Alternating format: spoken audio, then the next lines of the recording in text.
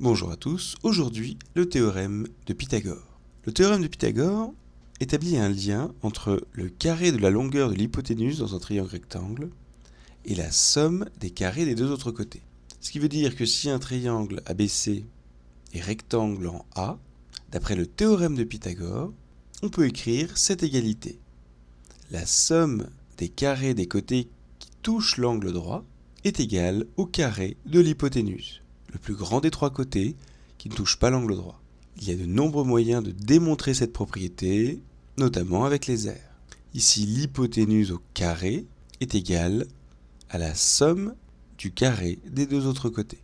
Prenons un exemple pour savoir comment rédiger. La rédaction est très importante avec le théorème de Pythagore. Situation type, on a un triangle rectangle, on connaît la longueur de deux de ses trois côtés.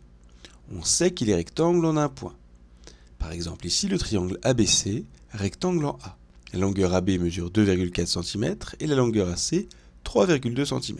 C'est parce qu'il est rectangle que l'on a le droit d'appliquer le théorème de Pythagore. Donc on doit le préciser.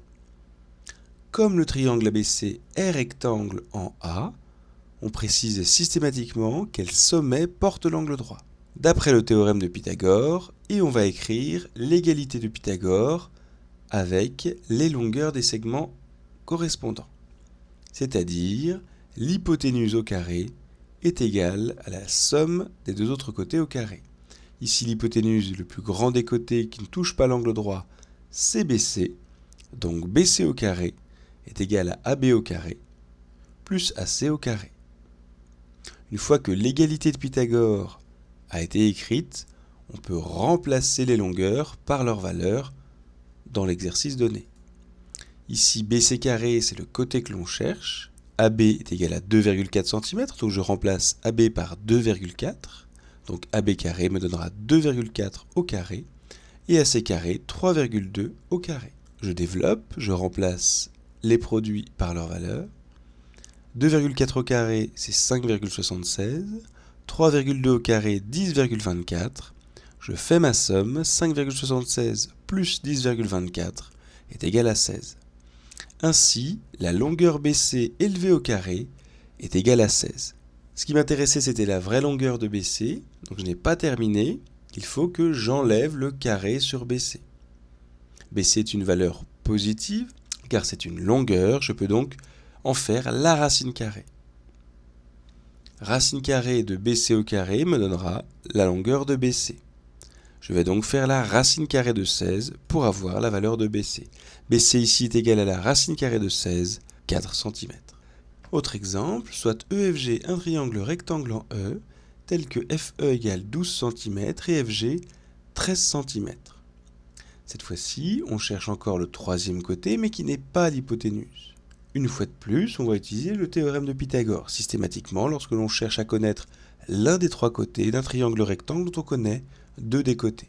On s'appuie toujours sur la même chose, le fait que le triangle soit rectangle. Donc on précise, comme le triangle EFG est rectangle en E, d'après le théorème de Pythagore, et on énonce encore l'égalité de Pythagore, à savoir l'hypoténuse au carré est égale à la somme des deux autres côtés au carré. FG carré égale EG carré plus FE carré. Mais cette égalité peut être écrite différemment.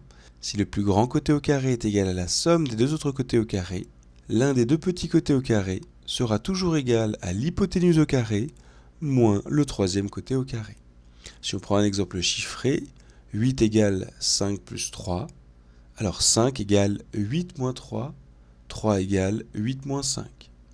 Donc cette égalité est correspondante, un grand qui est égal à une somme de deux petits. Si je cherche l'un des deux petits, eh bien ce sera toujours le grand moins le deuxième petit.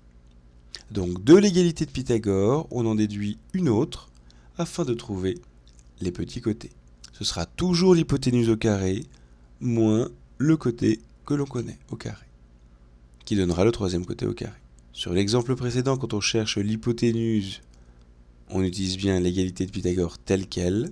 Si l'on cherche l'un des deux petits côtés, on part tout de même de l'égalité de Pythagore que l'on peut modifier pour isoler le côté que l'on cherche. Ici, EG carré est donc égal à FG carré l'hypoténuse moins FE au carré. et je remplace par les valeurs chiffrées. Fg carré égale 13 au carré, moins Fe carré égale 12 au carré, et je remplace. 13 au carré égale 169, 12 au carré égale 144, 169 moins 144 égale 25. Ainsi, si Eg carré égale 25, Eg égale racine carrée de 25 égale 5 cm. Voilà comment j'utilise le théorème de Pythagore. Je précise toujours que le triangle est rectangle, je précise en quel sommet il est rectangle, je cite le théorème de Pythagore, j'écris l'égalité de Pythagore et je l'utilise pour trouver ma réponse. Voilà, merci.